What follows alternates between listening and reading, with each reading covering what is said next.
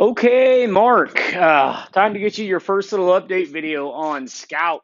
I've only been here about 10 days, and I wanted to kind of get you a little bit of a kind of first impression video, kind of what I'm thinking with Scout, and kind of where we're headed.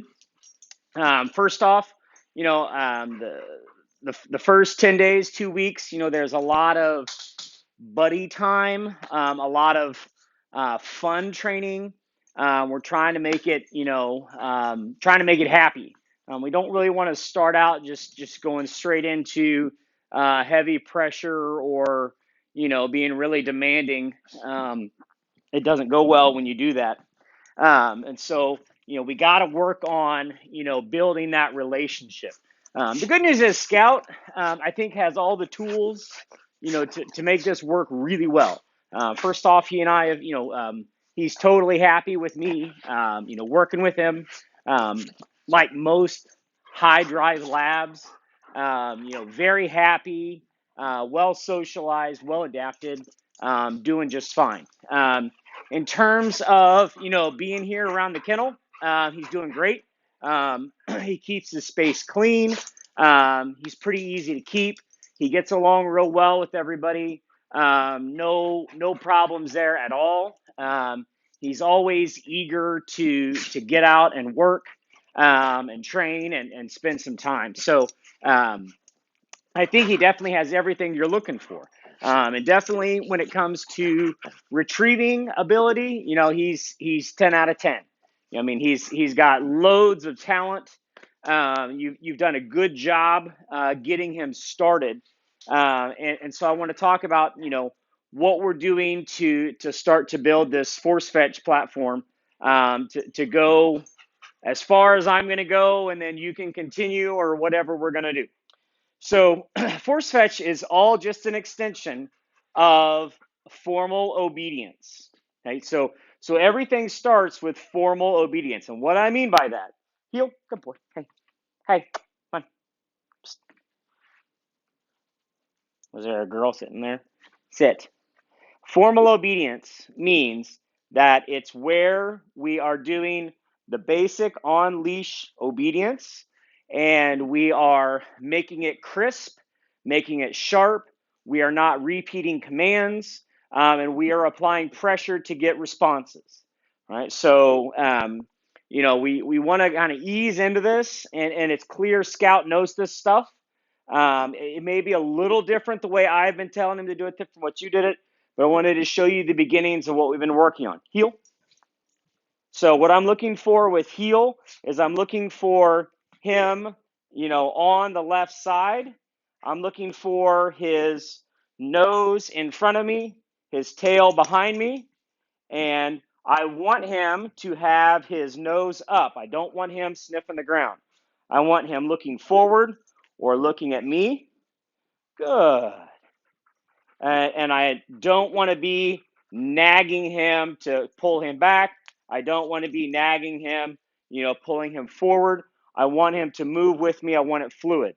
It's also important that when we're doing just basic heel, that we're looking at his body position, his body posture, his tail, and his head. Tell me that this is a dog who's confident, that he's comfortable. He does not feel intimidated or afraid. That he is ready to work and ready to learn. Sit. Get out. Thanks. Had a little interruption. That's okay. So heel is one of the basic commands we got to start with. Right now we're going to take that heel and we're going to turn it into the here command. Heel. Scout. Here. Heel. And going to add sit. Good boy. Good. And you can see the tail wagging. Actually, maybe just off the screen there. Tail's wagging 90 miles an hour. He understands this. And generally speaking, when a dog understands what you're asking of them, they feel good because they're like, I know this. I got this. I can do this. I'm a good boy. That's what he's thinking right now, which is good. That's what we want him to think. Right? So just we keep it easy at the beginning, here, heel, sit.